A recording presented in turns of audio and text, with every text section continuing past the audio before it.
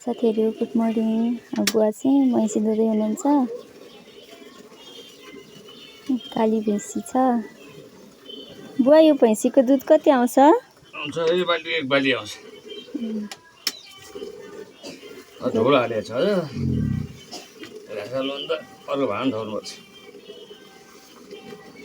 साथीहरू भैँसीको दुध खाने भए चाहिँ आउनुहोस् है हाम्रो घरमा। प्योर